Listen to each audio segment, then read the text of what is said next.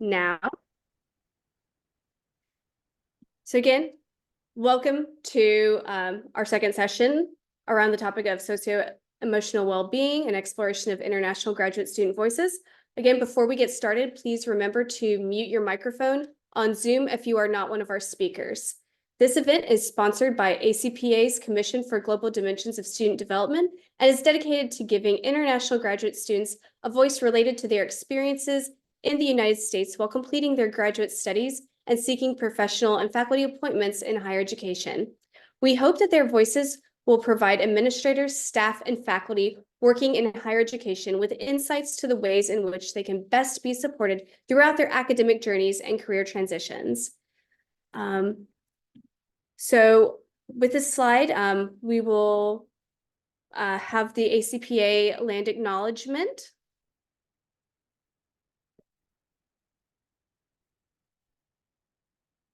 Okay.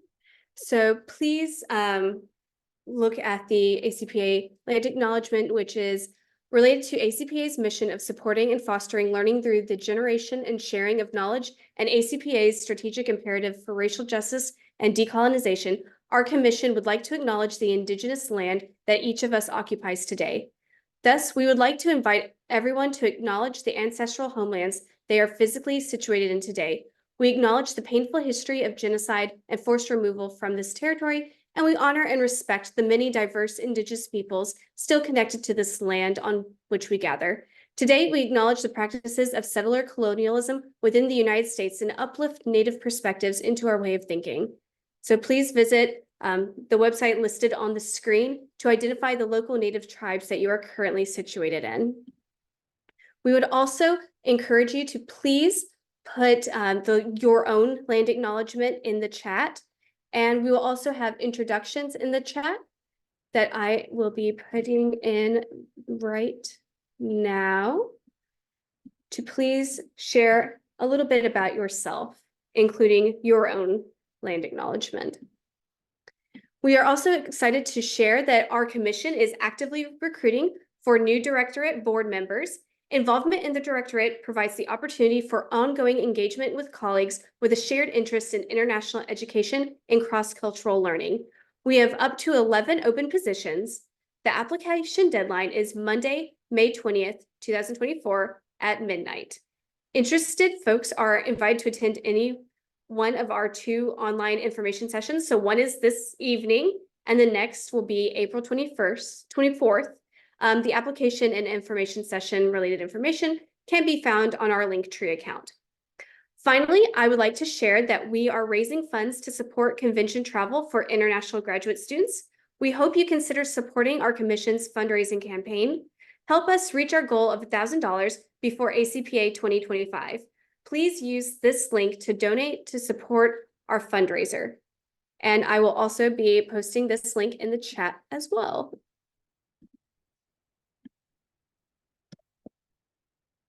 So with that, I would like to introduce our faculty and resident emeritus, Dr. Katie Koo. Thank you so much, Laura, for the great introduction and kicking off the meeting today. The International Colloquium team, the PPT that I have is from the last week. So Marianne, if you can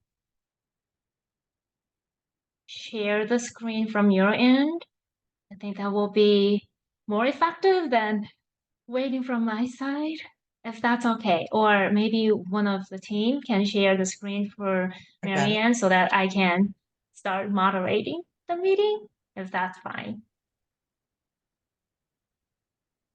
All right, so hello everyone, happy Friday. Thank you so much for joining us. My name is Katie. I am an associate professor in the Department of Counseling and Human Development Services at the University of Georgia.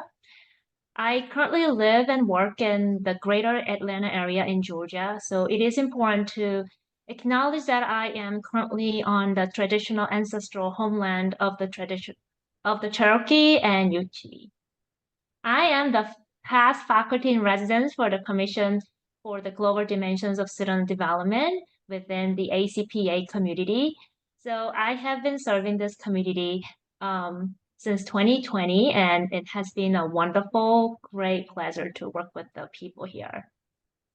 So for today's presentation, today's colloquium session is titled Passing, Learning to Navigate White Identity in America. We have two presentations for this session. Our first presentation features the work of the scholarly personal narratives by Michaela from the Ohio State University. And our second presentation features Duoethnography by Sarah of Texas Tech University and Joanna of the University of Dayton. We will hold questions until after both presentations have completed. So now let me turn it over to our first presenter, Michaela. Dr. Dengg just defended, well, a few weeks ago, and she is officially the Dr. Dengg. So welcome, Dr. Dengg, and congratulations again officially. Thank you. That still sounds weird. I still can't believe it. So hi everyone, I'm Michaela, or Dr. Dengg, I guess. Still sounds very, very strange to me. And I'm going to share with you today my work that I entitled Rot, White, and Blau, which is a pun or a play on words where I translated the colors of the American flag into German words, which is where I'm originally from. So red, white, and blue turned into Rot, White, and Blau, which is a scholarly personal narrative on the lived experiences of a white German international graduate student in the United States. And that graduate student is me. So before I start, I want to acknowledge the land that I did this research and this work on, which is Ohio. And I would like to acknowledge the land that the Ohio State University occupies is the ancestral and contemporary territory of the Shawnee, Potawatomi, Delaware, Miami, Peoria, Seneca, Wyandot, Ojibwe, and many other indigenous peoples. Specifically, the university resides on land ceded in the 1795 Treaty of Greenville and the forced removal of tribes through the Indian Removal Act of 1830. As a land-grant institution, we want to honor the resiliency of these tribal nations, and recognize the historical context that has and continues to affect the indigenous peoples of this land. I usually don't want to just leave a land acknowledgement there, so I provided a QR code with a bunch of organizations that you can check out to see if you can maybe donate or how you can help the Native people of Ohio. Today, however, I am coming to you from Hawaii as I'm attending a conference here, and I wanted to acknowledge that as well. We acknowledge Hawaii as an indigenous space where the descendants of the original people are today identified as Kanaka Maoli, Native Hawaiian. We recognize that it was through coercion, force, and the breaking of formal treaties that this land was illegally seized. Her Majesty Queen Liliuokalani temporarily yielded the Hawaiian Kingdom and these territories under duress and protest to the United States to avoid the bloodshed of her people. Let us further recognize and express gratitude for the generations of Aboriginal Hawaiians and their knowledge systems that have shaped and continue to shape Hawaii in a sustainable way that allows us to learn here today. And again, I have provided a QR code with organizations that you can take a look at and maybe donate, especially regarding the devastating wildfires that Maui had to endure last year as well. Okay, so for my work, I wanted to provide a brief literary review. So what you're seeing here is the most recent data on how many international students are or were in the United States in the academic year of 2022 to 2023. And as you can see, China and India send the most international students to the US. They both combine over 53% of international students. And for those of you who don't know, Germany is up here in Europe. And as you can see, Europe doesn't even get a number. I did the math and I hope I did it correctly, but Europe sends a combined percentage of 8% of international students to the US. And that is not one individual country, but all of Europe. And I looked it up. And in that academic year, there were about 5,000 students from Germany in the United States. So we are a small number. But I still argue that research is needed on international students from Germany, from Europe, with the lens of critical whiteness studies is what I usually employ, with the lens of whiteness in mind and white supremacy to kind of funnel the research through that. And I will explain a little bit more what I mean by that. But I wanted to provide you with a brief overview of the numbers of international students. In terms of the research that I looked at for this presentation, I divided it up into two sections. The overall umbrella is discrimination. And I looked at the discrimination that international students and that I personally also have to deal with through the lens of policy and through the lens of interpersonal discrimination. Through policy, I largely talk about visa restrictions. Anyone who is an international student in here or has been an international student in the past, we have to endure so many restrictions right through our visa. I think most of us are probably here on either an F1 or a J1, which limits us in the numbers of hours that we're allowed to work, for example, which largely limits us in our financial freedom. There's also this huge, I think, misconception that domestic students have is that international students are rich, which isn't necessarily always the case. I certainly can speak for myself that that's not the case. So only being allowed to work for 20 hours is a huge financial strain. And then, of course, there's other restrictions. For example, when it comes to entries, some of us have a multiple entry visa. Some of us maybe only have 2 entries. You're very restricted in where you can travel. And I know for a fact that a lot of international students struggle to get a visa in the first place. It is a very arduous and hostile process, in some countries more so than others. In terms of interpersonal discrimination, I largely focused on the concept of neo-racism. So racism in general is the discrimination based on someone's race. Now, neo-racism infuses that type of racism with nationality and culture and your home country. So, for example, a lot of international students identify as international students of color once they come to the United States, and they face some sort of double discrimination because of their racial identification and being minoritized in the United States, but also because of the country they come from. And this can be seen in being made fun of because of your accent, or getting really insensitive jokes on depending on the home country that you're from, which I will also talk about a little bit later. So those were kind of the two literary bodies and literary scholarship that I looked at myself in my own lived experiences through. Next, I wanted to provide you an overview with my conceptual framework. So for my research, I decided to kind of join two theoretical frameworks. The first one is this one, and then the second one I will explain in just a second. So the first one is the Immigration Policy and Education and Lived Reality Framework by Turner and Mangual Figueroa. And as you can see, there are 5 aspects to look through, but they are all interconnected. So the first one is people. The second one is immigration policy, which will play a huge role in my research. The third one is context. The fourth one is the outcomes. The fifth is power, which kind of transmits or kind of is infused through all of these conceptual parts of the theoretical framework.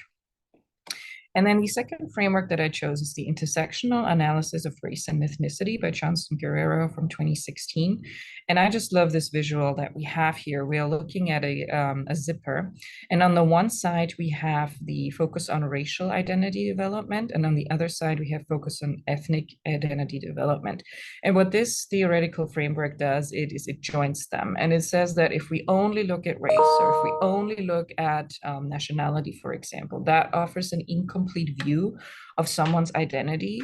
So I love the metaphor of this zipper because it really joins them. What is interesting here is in the research that Johnston Guerrero has done is that the focus on the racial identity development is highlighting more negative aspects of someone's life, and the focus on the ethnic identity development is highlighting more positive aspects of someone's life. And I can already give you a spoiler and foreshadow a little bit that for me, it was flipped. And so for the methodology that I used, it is, like the title says, a scholarly personal narrative. And I wanted to briefly give you the 10 steps of a scholarly personal narrative to kind of see what kind of work I've done, what kind of data collection I've done, and how I analyzed my own self through this methodology. The first step is to establish clear constructs, hooks, and questions. Then you move from the particular to the general and back again, again, and again. You talk about your own experience. You try to generalize without doing harm, right? We don't want to overgeneralize, but kind of like make connections to the general lived experience. And you try to draw larger implications from your personal stories for other people. You draw from your vast store of formal background knowledge that you all own, that you all have. You always try to tell a good story. I hope that is what I'm doing, and you show passion. You tell your story in an open-ended way. We never want to just say this is the experience of any international student, right? That is not the case. Everyone's story is individual. Writing is both a craft and an art. I certainly had, I'm a poet. I love art. I enjoy art. I certainly had so much fun and like enjoyed writing this piece a lot. I used my appropriate citations and used love and respect, eloquent language, which is clear language, which is what I'm hoping to do. Okay, so my positionality statement. Who am I? So like I said before, I was born and raised in Germany. I identify as an Arbeiterkind. Now that literally translates to Kind is child, and Arbeiter is someone who is in the workforce, a blue-collar worker. So I am a blue-collar worker's child, which is our way of saying first generation. And I want you to pause and think about and reflect that how do we phrase and how do we word certain things? Because first generation in English, I believe, has a very different connotation from blue-collar worker's child in German, and it tells you a little bit about the background I came up in and the kind of hurdles I had to overcome at a German university, which is where I got my bachelor's and my master's degree. As a German, most of us, again, I'm not trying to generalize, but to give you a certain overview, most Germans grow up with some sort of national guilt. It is very strange for me, even though I've lived in Ohio for 4 years now, to experience so much national pride in Americans. That is not a thing in Germany. If you ever drive, if you ever visit Germany, you won't see German flags. In fact, I'm a little uncomfortable having the German flag here up now. German pride isn't really a thing. And as you can all probably guess, that has largely to do with our history, especially with World War II and all the atrocities that the Nazis have committed and all the other wars. So there is more instillment of national guilt than national pride that is kind of interwoven through. Even though I live in the US now, that is just a part of me as well. And then on the other side, I have this question that all of us get asked when we fill out any kind of form in the US that I really struggled with in the beginning, which is what is your race? And I want to give you a brief anecdote of the first time I had to fill out a form like this. I studied abroad in North Dakota, of all places, in 2014, and I had to apply for a Social Security number. And I was looking at this question and I didn't know what my race was. Race is not necessarily a thing in other countries, and it is not necessarily talked about the same way in other countries than it is in the US. In Germany, it is certainly not a category on any kind of form, though I will say we always have to indicate our place of birth. So even if you become a citizen in any other country, the place of birth will always indicate where you were born. So that is how Germans identify others. And when I was filling out the form, I had my boss at the time sitting next to me. And I remember very vividly asking her, what's my race? And she started laughing and she thought it was a bad joke. And I just didn't know because it didn't even say white, it said Caucasian. And I didn't know what Caucasian meant. It didn't make any sense to me. And she looked at me and she was like, you're Caucasian. And I'm like, okay, I guess I'll check that box. That doesn't make any sense. And I wanted to provide that story to kind of tell you how international students might struggle with this term of race because it is not necessarily a thing in other countries, and it might be a very new identity for us here. So with all that in mind, I wanted to look at my own lived experiences in the US kind of through the two levels that I talked about earlier. The first one being discrimination based on a policy level, and the next one being the discrimination based on an interpersonal level. So in terms of policy, like I said, I suffer through all the visa restrictions that I was talking about earlier. Now, I moved here in August of 2020. And if you remember, 2020 was a bit of a crazy year because the COVID-19 pandemic was rampant. And so I wanted to provide you a quick overview of my visa process. So take all of the things that I talked about earlier and throw in a pandemic. I did not know that if I was going to be able to move to the US, I believe a week before my new job started. And that had to do with everything shutting down, of course. I couldn't go to a consulate. I couldn't go to an embassy to apply for a visa. So I was just kind of waiting around. And all of a sudden, at the end of July, the consulates opened. And so there are 3 consulates or embassies in Germany where you can apply for a visa for the US. One is in Munich, one is in Frankfurt, one is in Berlin. Munich is the one that's closest to me. I logged in, all appointments gone. Okay, Frankfurt, all appointments gone. I was like, all right, Berlin it is, 10-hour drive from where I lived during a pandemic. It was scary. I remember lining up outside of the embassy because we were only allowed to walk in once, one per person. And I remember the amount of money I had to spend to get this visa. Visas are very expensive to begin with. If you have to do it through a pandemic and click on Express on everything, and of course my passport expired during that time too, because why not? It was insanely expensive to even get the bare minimum to be able to travel to the United States. I managed to get here. I remember Munich airport being an absolute ghost town. I walked right through security. There were 17 people on the plane. It was the best flight ever. And then I got to the United States and I got, asked questions like, why are you here? Are you sure you can study here? It's the pandemic. Are you sure they admitted you? So all of those questions were still there through the lens of the COVID-19 pandemic. I made it. I'm here. We're good. But what I want to emphasize is even though the visa restrictions are by and large, and even though the COVID-19 pandemic added such a big layer, I made it.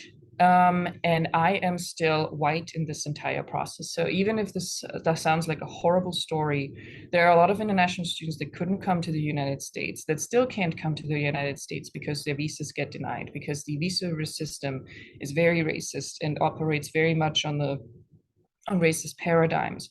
And I have heard firsthand of students getting turned away at the border, students not being able to apply for a visa, students being questioned at the border about their intentions and things like that. So even though this was one of the darkest times of my life, in comparison, I still kind of got away with it because I'm white. And I want to acknowledge that. Now, in terms of interpersonal discrimination, this is where we kind of leave my whiteness a little bit behind and focus more on being German. So like I mentioned earlier, being white protects me largely from racism here. I am not afraid to go to the grocery store here as some others might be. People usually assume that I'm American, I look American, I sound American. Usually I am fine. However, once we get into the thick of it, once people figure out, hey, I hear a little bit of an accent, or hey, someone told me you're from Germany, that's where I tense up because I have received a lot of xenophobia and a lot of anti-German sentiment here during my time here in the United States. And I want to give you some examples that are very crass. So I want to provide a trigger warning, but certain examples are that I have walked into a classroom where I was the TA for German culture, and the entire classroom greeted me with the Hitlergruß, which was the greeting that they showed for Hitler, right? I have also come back to my apartment to find movies about World War II that I should watch because my neighbor thought that watching these movies would be beneficial to me to learn about my German sentiment. I have been called a Nazi numerous times. It just recently I was called I don't exactly remember what the situation was, but I was called out, oh, it's your German Jew hunting instincts kicking in, which is so offensive on so many levels for anybody involved. But that is a lived reality of mine. And that is why I don't always want to admit that I am German, because I don't want to suffer from these jokes. I don't want to be called a Nazi. I don't want to have to suffer through any of this. And that is why I disguise sometimes as American and I say, oh, yeah, I'm from Ohio. Which again, we want to include the whiteness in here is I can do that. I can disguise, I can hide, I can pass. But I am very intentional about who do I share with that I am actually German because of all the xenophobia and the anti-German sentiment that I have experienced. So to wrap this up, I wanted to provide you with a complex lived experience of a white German international student in the United States. We looked at discrimination based on policy and immigration, and as well as anti-German sentiment.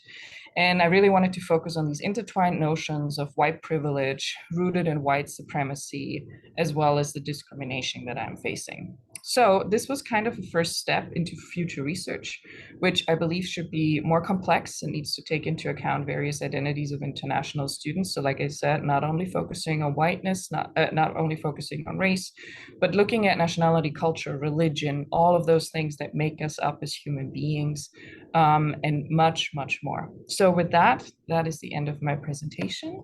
Here are my references. Thank you very much for listening. Thank you so much. I'm pretty sure that many other audience will resonate some of the comments that you made. Especially it was powerful that you said, I look okay. So, well, that's very similar assumptions that other people just consider some international students who is white. So thank you so much for your wonderful study and the presentation. So moving to our next presentation. So I'm happy to introduce Sarah and Joanna to hear from their study and their publication. Hi, everybody. And I apologize for being late. I got stuck in another meeting. So Michaela, I'm so sorry I missed your presentation, but thank God it worked out all on time. Joanna, do you want to share the PowerPoint or should I share it? I can share it. Oh, that would be wonderful.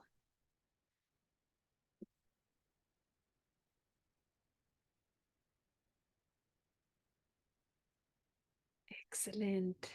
Thank you so much. Well, I'm gonna do a very brief introduction. We don't want to waste too much time with the prequels. Thank you so much for joining us to our presentation, Turning a Mirror into a Window, a duoethnographic study of international student identity. I had the tremendous honor and pleasure of working with Joanna on this project, and it was an interesting experience to do this study and write this book chapter. And we are very excited to share this with all of you. Thank you, Sarah. It was a pleasure working with you. All right. Let me move on. All right. So I think we all heard Michaela's awesome presentation. And we also were once international students. I just want to acknowledge that both Sarah and I are permanent residents at the moment. So at the time you were writing this, I was transitioning. I was in between being an F1, visa student, and Sarah was still also an international student as well. So we just want to both acknowledge that and just, remember that these were past experiences, but we still have, some remnants of that in our current times. So who are international students? And I think Michaela already talked about a lot of this, but we're just going to go over it again. So usually, when you come here to the United States, international students are put into one box. We're just all international students, not acknowledging that there are lots of experiences, different backgrounds, where, things can get lost in that one box. And so it's been really harmful putting us all in one space. The literature has mostly focused on, the majority populations that come to the United States, and also focusing on the major issues that people think about, which is adapting to a new country, new culture, acculturative stress, and all these, the language barrier, etc. But people don't really talk about the other parts of it, which can involve identity development and identity crisis. But also acknowledging that in the United States, race is a big discussion, and higher education has involved itself in that discussion as well. So they tend to have externalized racial injustice and racism as a global issue, while also using race as a measurement for diversity or success. So, we've improved our percentages, et cetera, but then we talk about race in different ways as well. Just to acknowledge as well, in the international student space, international students who tend to come from European, Canadian, or Australian spaces, they are less likely to have experienced discrimination. I think Michaela also mentioned that as well. So, being white passing or European sometimes is really a pass to some of the discrimination people might experience here. So we really wanted to challenge the literature that's out there that really just says that, oh, all international students are the same. They experience this similar, adaptation to new culture and the stress that comes from that. So we really want to explore the gray area or the in-between areas of being an international student that is not really explored in the literature currently. So what did we do? Honestly, I'll just start with the context. So I was participating in Sarah's dissertation interviews, and we were just, talking. She was, interviewing me, and I was just explaining to her that sometimes I just feel like I don't belong in any group because I am a white passing individual. So just to introduce myself, I am from Lebanon. I am a Middle Eastern woman, but I'm very, pale, white, green eyes. Nobody ever knows. I'm always perceived as American in this country. So being in the spaces that I was at my university, I was always seen as, oh, you're not an international student, or you're different. So that came up with Sarah, and she also shared that sentiment. And I was like, wait a minute, we need to talk about this. So we really wanted to share our experiences within this paper and trying to see that space, that unexplored space that we talk about. We really couldn't find a name to what we were experiencing or, where it is that we're at. But just acknowledging that, we cannot be defined by a certain box or just a term. So here I will move it on over to Sarah, talk about our framework. Wonderful. Thank you, Joanna. And really, I just want to echo what Joanna said. This chapter really started with a completely different project, which happened to be my dissertation work at the time. And we just saw so many parallels in our experiences that we found this is something we need to write about. This is something we need to share because we didn't feel like it was being talked about in the literature at all. So that's what really sparked our desire to conduct this study and to ultimately write this chapter. Like Joanna said, at the time, I was still on an F1 visa. I have since transitioned to permanent residency in the US. So that's the next chapter that needs to be written. Joanna, get ready. Yeah. Yeah, so this was written from the lens of both of us being on F1 visas and then respectively on OPT work authorizations. So the way we approached theory is with a borderland approach. And the reason we did that is because we found that this idea of the space in between being more than just the intersection of two spaces, it's more than that. There's something that's getting added to that undefined space in between. And the borderland approach to theory allows us to use multiple theories, intersect those theories, and then use those intersectional spaces and find what makes those intersections so valuable to use for our respective studies. Again, we understand borderland as a space in between that is neither fully here nor there. And we have found this to be really, really useful, especially when we look at those lived realities of, for example, international students, or just in general, individuals who find themselves in transition, whether that transition is physically, across national borders, leaving home countries, pursuing education abroad, but also crossing those cultural and social borders. So really this idea of individuals in transition and then using this borderland approach to theory that allows us to pick and choose certain elements from theories that we find to be useful to describe that space in between. And I just really briefly want to introduce the 3 theories, or maybe 2 theories and 1 concept that we ended up using to analyze our experiences. So one would be the theory of intersectionality of identity. I'm sure most of you have at some point encountered this theory, the ideas that we do not just hold one single identity, but rather we have various identities that kind of intersect each other. And then there's also certain power structures that go along with those intersections. So for example, being a white woman is a different experience than being a woman of color. And being a white international woman is a different experience than being an international woman of color. So intersectionality of identity was one of the ones, and then social identity theory.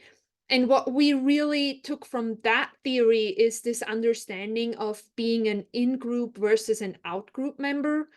We found that to be really interesting, specifically when we looked at international student experiences, where you have this constant, almost rivalry of being in-group versus out-group. So there's the group of international students that you may or may not seek to be part of, but then there's also the group of domestic students that you may or may not wish to be part of at some points. So we found it really interesting to look at that in-group versus out-group dynamic. And then finally, and that one became very, very central to our analysis, this concept of the third space. So that's really where those identity intersections and also negotiations happen. So when we think of different facets of our identity overlapping, there is this certain dynamic of the space in between, where those intersections create almost a dissonance. So certain parts of our identities just seem to not really work together. They seem to kind of be dissonant. And that creates a very unique experience of identity that is very applicable to individuals that find themselves in transition. So we wanted to really visualize that third space. Everything in this little visual is intentional. So I will go ahead and start explaining, breaking it apart. So Sarah and I are in the center of, this experience. As you can see, there's brackets over here, but they're open. And that is, symbolizing our flexibility to adapt and change based on the factors that, we are surrounded by in our environment. So, given this paper, we focused on these 2 circles, which is, being an international student or, being part of the domestic student circle. But each circle had its own push and pull factors. So for example, in the international student section, the push factors that pushed us away from that was that we were white or white passing. So we were not really perceived by other international students as, really international, whatever that means. Also our language. So for example, myself, a lot of people say, oh, you don't have an accent, so you don't have issues with language. Our writing, listening, reading comprehension is, superior, or whatever you want to call it. And so other international students see that as, oh, you don't struggle with this, so you must not feel, our problems, etc. However, on the domestic student side, we are still kind of bound by our international student policies, where we cannot, work in the United States. And I believe Michaela already mentioned a lot of these problems, with policy where, we can only work 20 hours per week. Also with full-time enrollment during the semesters and online class enrollment restrictions that affecting our experience here, where programs cannot just decide, oh, we're going online this semester, for example, apart from pandemic, of course. But also we do not have the same life experiences with, domestic students. We don't share that. I personally grew up in Lebanon. I spent, all of my life there up until I completed my undergraduate degree. Sarah, you can speak for yourself, but I think you had a similar experience. I think you completed your master's degree as well. So our experiences are very different, growing up, where I honestly have more similarities with Sarah. At Tokyo Hotel, Rammstein, small things. But we do not share that, with the domestic student population. However, with the pull factors, the US federal policies, as I mentioned, we automatically go back to our international student circle. Like, we're all struggling, what is going to happen, especially during the pandemic, what is going to happen to us? Are we going to be deported? Whatever, apart from work authorization, visa, and all that kind of stuff. But also when it comes to our work and research interests, at least personally for me and Sarah, we both research international education, international student experiences. So our own interests are drawn back to that international student space. But then again, we also have pull factors that affect both sides from the domestic student circle, which is, we want to be successful in the United States. And what does that mean for us? We want to be in those spaces. We want to look like, we don't stand out amongst that group. So, we're trying to achieve, we're trying to do our best. And so in our professional spaces, we aspire to be just the same as everyone else in that domestic setting. And so that's where we end up in that third space, not knowing where to really fit in. We're just kind of like going here and there. So for our methods, we did use a duoethnographical approach, which is, very reflective. It was truly collaborative. There was no like, oh, Sarah said more, I said more. One of our experiences was really dominating. But we really explored what does it mean to be, an international student as white or white passing women in our educational journey as we pursue that, in our higher education institutions in the US. There's a lot of uniqueness and individuality in our content. This is really from the heart. There was nothing really influenced by other experiences. So just please acknowledge that, whatever we speak of today in our findings is really our own experiences, hoping to find, intersections with other people. And I can already say that Michaela is, another person who shares, a lot of that sentiment given her presentation. For data collection, we literally sat on Zoom and talked it out. We just started like, what's up? And we just, talked it out and recorded that. And after that, we did transcribe everything and coded it, together, went through it and kind of really went through like, what do you really mean by that? And not just saying it for, face value, but actually digging deep and connecting that with the theories and frameworks that we used. And I already mentioned that, but it was really co-creational space of equality. There was no dominating narrative over here. And Sarah, thank you for that. I don't think I coined the term, but I mentioned that in, the beginning where I was talking to Sarah during that dissertation interview, and I noticed that, oh, someone else has that feeling. And so I felt like I was being mirrored by someone else. And I think in our title, Sarah mentioned, we turned that into a window where we want other people to get a look into it and possibly see, do they see themselves as well, instead of, us just reflecting off of each other, but making it kind of an open space for people to come in and see. So it really is that symbolizing or visualizing our experience of just being in between, but someone seeing that, someone hearing that, and we're finally able to put some name to it, some words to it, and that being reflected in the literature. Wonderful. Yeah. And I really want to echo what Joanna said about, I guess our findings are not findings in the traditional sense of qualitative research, that we had a plethora of participants that kind of their experiences flowed into the findings. It was really just our two experiences that we shared with each other. So that experience to us was almost like seeing reflections in a mirror when we talk to each other. And two of the most predominant themes were, one being the borderland of international identity, specifically kind of that juxtaposition of at work versus at home. And then the second one, an identity crisis. And we use this word intentionally because it's really emblematic of this feeling of belonging neither there nor there. So an identity crisis induced by federal policies for international students. Again, even though we felt very much part of, let's say, the domestic student space, we were still bound by certain policies that affected specifically international students, because on paper, we were on F1 visas and we were international students.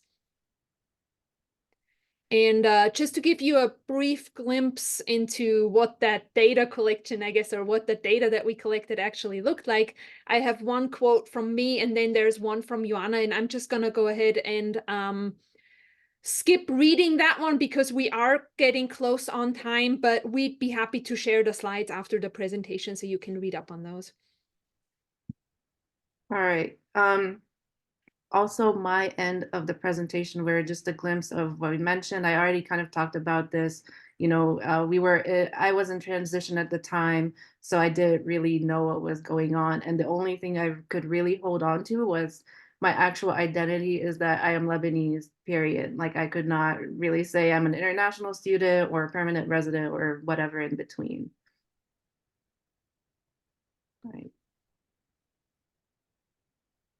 So for our discussion, I think we already mentioned that again, but we wanted to turn this mirror into a window that allows, you know, for our experience of other experiences to be seen and heard by other people. So we really want to welcome more experiences into that type of literature or exploration that we were diving into. So also using frameworks a lot of times for international student research can be very limiting because, you know, the research done previously does not really include international students, and how we form and develop our identities can be very different. So by using the borderland approach, we were able to remain flexible. We were able to have that, you know, the third space really happen for us, where we're not really saying, oh, we fit in here or we intersect here, but just seeing what are all the spaces and factors that I belong to or am affected by. Right. And just really, really briefly, some of the key aspects that also can be found in the discussion section of our chapter, kind of this discrepancy. And we've talked about this before, where we have this internally experienced identity, but then an externally performed role that may be very different from the one that we internally experience. Legal status, professional environment, anything scholarly that we did may fall into that category. And then the lines get blurry. And that's really something that was a shared experience for both me and Joanna. Also, this idea of performativity, and it tends to get difficult at some point to separate, quote unquote, the actor from the act. So who are we truly, in the sense that who are we? What is our identity? What group do we belong to? Yes, but the question goes even further. Who are we at the end of the day? Are we international women? Are we US women? How do we define that, and how do we negotiate those identities? And then one of the big points, and that I think for me was the most intriguing finding of this duoethnographic study, is that we discovered, we hear so often that identities intersect, and that's very true, that you have kind of this overlapping of identities. But what we found is this very strong sentiment of a dissonance. So instead of there being almost a harmony between those intersections of identities, we experienced this as something that was very dissonant, something that almost tore us in different directions. And we felt like we neither belonged to one nor the other element of our identities fully. And then finally, turning privilege on its head, and I think that's very important to acknowledge too, and Joanna did that at the beginning of the presentation also, is that we do very much acknowledge that we have so much privilege that we bring into our experiences with being white or white passing women here in the United States. So we both were struggling for a very long time to find kind of a space that would allow us to still be advocates and still be allies for international students, while we bring all this privilege with us to be able to so seamlessly navigate different spaces. And ultimately, we realized that being able to navigate those in-between spaces has made us a lot more understanding and a lot more graceful towards others and how they experience their identities and how they move through those spaces. So instead of saying, okay, our privilege is only limiting us, we try to turn it on its head and say, because we have this privilege, it allows us to help others and to be understanding and to extend more grace than we would probably be able to otherwise. Yes. And, we already have talked about this, but, what are the implications of this work? And we understand that it is only based on our own narratives, but I think this does have huge implications on theory, but also practice. So, the theoretical implications is really challenging the notion of intersectionality or focusing on an either or dichotomy of, where do you fit in, or are you just these two things, but rather exploring that in-between space, exploring the third space where a lot of dissonance may happen. And that's where the formation of our own identity is actually happening as well. So we really encourage other, international researchers to look into that area and not be afraid to voice that dissonance that's happening, because I'm pretty sure there's others who have felt that way or still feel that way. We really want to bring that voice out theoretically and in the literature. For practical implication, this is really for practitioners, administrators, whoever works with international students, especially in spaces of like student development. Knowing what support to provide to these students is very important. I know in student development areas, there's a lot of talk about identity development, or how students evolve over their time at the higher education institution, but there's never a focus on how international students do it. It's more on the challenges they face, culturally, socially, and language wise. So really being aware of this dissonance that may happen, the complexities of our identities, and not just, oh, you're from this country or you speak this language, but really seeing us as human beings who also evolve in this country as well. We grow up in the United States when we come here, even if we're adults, but we still have that development that nobody sees or hears about until we talk about it in these spaces. So really acknowledging that, as practitioners, keep that in mind, and try to just come in with no assumptions. So I believe this is the end of our presentation. Thank you so much. Thank you so much for sharing a powerful, wonderful experiences and stories and narratives, all the presenters. Unfortunately, we only have 1 minute for our time. So for those who have questions to the presenters and researchers, please feel free to email to them. So presenters, if you can drop your email address to the chat, then the audience will contact you for further questions or information. And some of the audience were interested in getting your PowerPoint slides. So if you can also share the email, then that will contact you. Absolutely. Should we email them to you? Yeah, that will work greatly. Thank you so much. So our time for today is coming to the end, but we would like to take a moment to thank our presenters and our audience for giving us this time and commitment to the work. So we also like to remind everyone that this is not the end, but we have another session for International Colloquium. So next Friday, April 26th, we'll have another colloquium session titled Unsilenced Voices. So we hope that you will please consider joining us again, and I hope that I will see many of you next week again. So lastly, Laura will explain about the certificate of the colloquium. Thank you so much, Dr. Koo. So before you leave, please scan the QR code. If you attend 3 out of the 4 sessions in our colloquium, you are able to receive a certificate of completion. You must fill out the certificate sign-up form for each session by midnight on Sunday, May 5th. You can scan the QR code, or our link is in the chat for everyone. Thank you once again for joining us today, and we look forward to seeing you again next week. Thank you all. Have a great rest of the day. Thank you, everybody. Bye-bye. See you next Friday.